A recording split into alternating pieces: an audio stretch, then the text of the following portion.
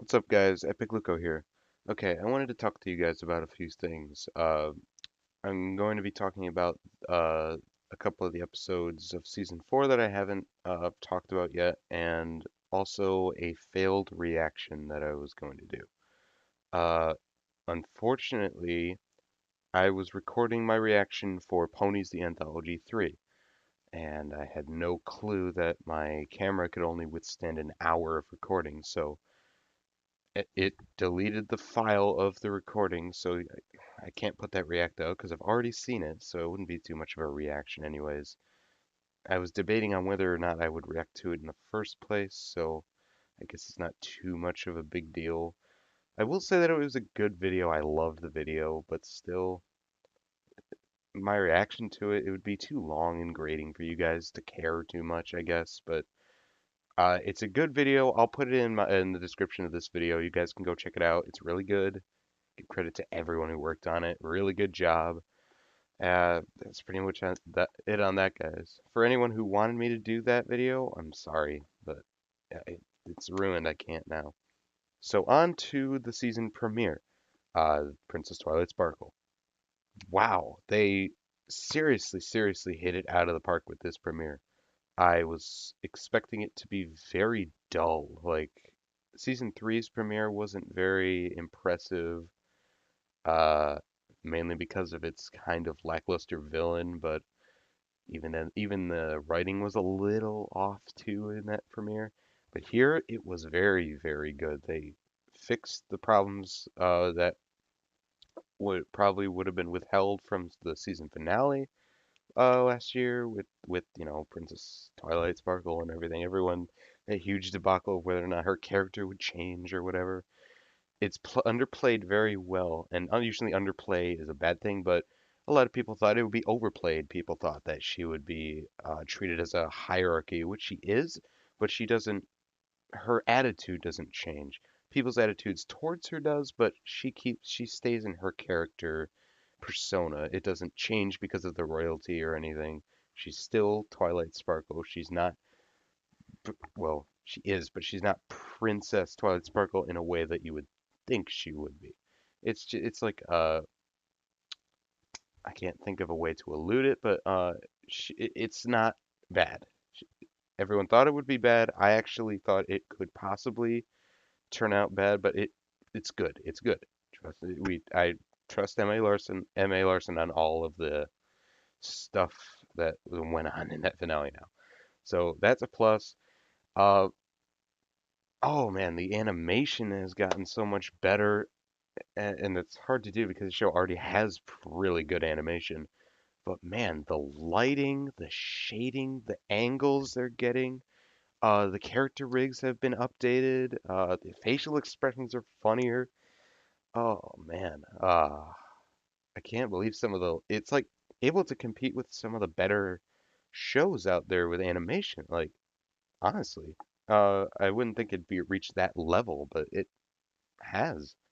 Another good thing I liked about this was there is no obvious villain. It's kind of like I want to say it's a little like Bambi where the villain is man and you never see it, but here you do see the problem. It's the Everfree Forest, so it is a physical entity that is in the way and stuff, but it's not really a conscious villain. It's more of like a natural, well, obviously natural, but it's like it's not a physical embodiment that is trying to foil the protagonist's plans. So it's pretty cool. Sometimes I like it when it's more of like an atmospheric villain, like Bambi. Bambi is a great example of this, but uh, yeah, they did that very well too. Another great thing would be the pacing up until one point in one point when they're in the forest and they abandon Twilight. Digibrony and what's his name? Shoot. Damn it. I feel so sorry for forgetting his name, but Digibrony and if you go check it out, I'll put the video in the description. I forgot his name. I'm so sorry. Brony Curious. Brony Curious. Sorry. Digibrony Brony Curious already discussed this. The pacing once Twilight goes comes out of the forest is kind of crap. It goes too fast. You don't get time to invest yourself in the emotional depth of what's going on. But up until then, the pacing has been was very consistent. I liked it very much. And then of course we've the the stupid goddamn meme that sprung up from this episode. It lasted 1 second. 1 second. That's all it took for this meme to sprout. The goddamn Twilight Scepter, or Twilight Cane, or whatever the hell you want to call it. Yeah, that sprouted from it. I don't know why, but and so did the time potion or whatever, which is obviously I can see why that would cause some strife. In fact, speaking of the potion, we get some lore, which is so cool. We get to see Nightmare Moon's transformation, Discord's defeat, the sisters uh, interacting with each other and stuff like that. It's very cool, and oh my God, Nightmare Moon's transformation is has almost changed my views on Celestia. I have been kind of a Celestia hater in the past few over the past few years, but I'm starting to like her, and this episode made me appreciate her decision. Nightmare Moon truly did a lot of evil stuff and whatever, so she had no other choice. She had to do what she had to do. So I kind of blindly hated her over the years, but whatever. I understand what was going on, and I appreciate that now. I appreciate her as a good character now. So yeah, I can't really think of what else to say. Man, but what an introduction to this season. We've got the premiere was been really good. Castlemania was pretty good. Not too bad, but it had a very nostalgic Scooby-Doo feeling to it, but whatever. That's that. Now on to Daring Don't. Oh my God. I loved this episode so much. I loved it. First of all, it's a Daring Do episode, and the first episode I ever watched in the show was the Daring what was it called? Shoot, whatever. The Daring Do episode from season 2. That was the first episode I ever watched as a to become a brony. So, and this was a very, very big hope for me that this would be a good episode, and it was so satisfying. Oh, AK, yes, spoilers if you haven't seen it. AK Yearling, first of all, as a as an allusion to J.K. Rowling, the author of the Harry Potter books, which is hilarious. Uh, her being Daring Do, which is somewhat odd, but at the same time awesome. Uh, I think my favorite parts of this episode were when Rainbow Dash was fanboying because it felt, or fangirling. Uh, it felt a lot like, kind of like an allusion to the Brony fandom a little bit. Digibrony also said this because I saw his. I'm not trying to go off of what he's saying, but whatever. It does feel like the Brony fandom a little bit, and it feels like Twilight when Twilight and Rainbow Dash were like talking about what was happening, like how they should save her or whatever. It felt like a conversation between two bronies or whatever's happening, or members of a fandom at least.